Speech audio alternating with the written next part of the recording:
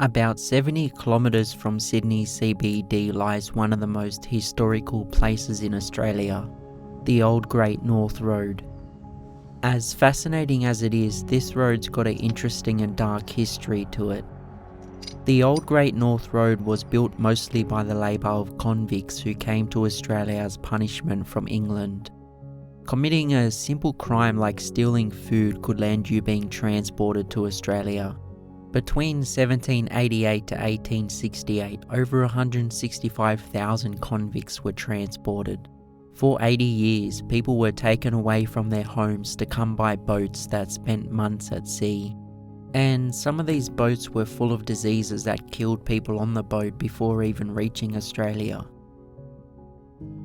The Old Great North Road is 264 kilometres long and was built by over 550 convicts between 1826 to 1836.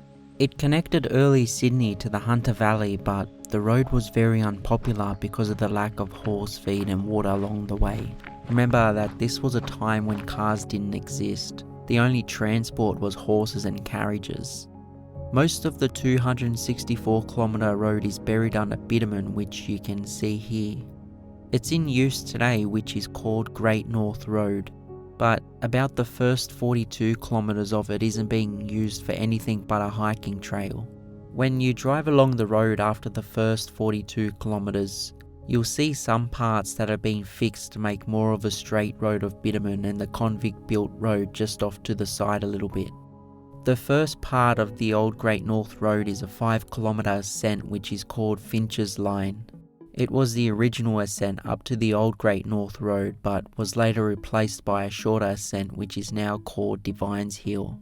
Divines Hill is an ascent that takes you up 2 kilometres to connect to the Old Great North Road.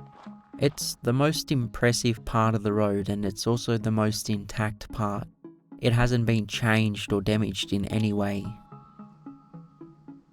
The original ascent Finch's Line as well as Divines Hill are both in the Australian National Heritage List, which means it's protected and managed by the government from damage for future generations to see.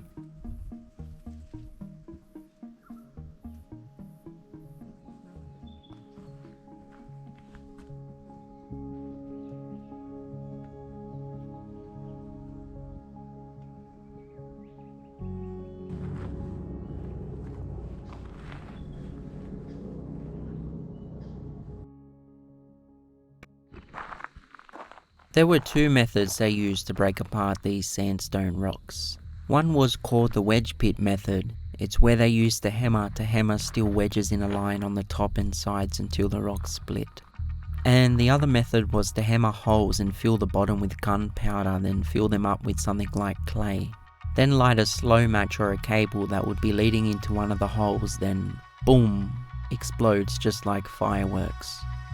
There's a section called Hangman's Rock. To get up here, you have to climb these stairs that some of the convicts carved out of this rock. There isn't much evidence to explain what exactly this was used for, but there are quite a few theories. One of those theories is that they killed convicts here by tying a rope to a tree branch above the hole and to the convict's neck and kicked him into the hole, and then it was lights out. Leg irons were shackles placed around a convict's ankles joined by a chain to restrict movement. Many convicts had to wear these leg irons while building the old convict road. Chain gangs were also a thing. It's where more than one convict were tied to a chain, but it was mostly used for the re-offending convicts as well as the escapees. Whipping was also a form of punishment for the convicts. We've used whipping since the first fleet of convicts to 1952. It was used in the military, in private homes, prisons, and even schools. One popular flogging tool was the cat-o'-nine. It had 9 lengths of cord. The cords were attached to a handle, and each of these 9 bits of cord usually had up to 3 knots to cause more pain.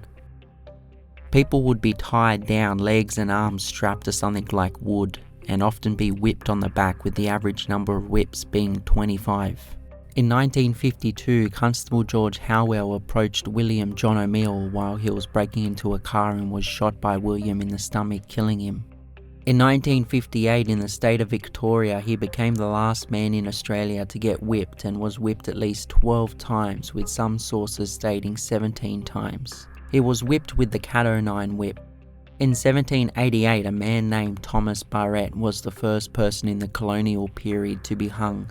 Ronald Ryan was the last man to be executed in Australia in 1967 after receiving a death penalty for shooting George Hodson, who was a guard at Pentridge Prison. Ronald Ryan was trying to escape when he shot the guard. The execution of Ronald Ryan is what led Australia to removing the death penalty. There are a lot of documentaries you can find online that follow the days before he was hung. For the convicts, they were able to receive a ticket of leave. A ticket of leave allowed convicts to work for themselves on the condition that they remained in a specific area, reported often to the local authorities, and to attend divine worship every Sunday.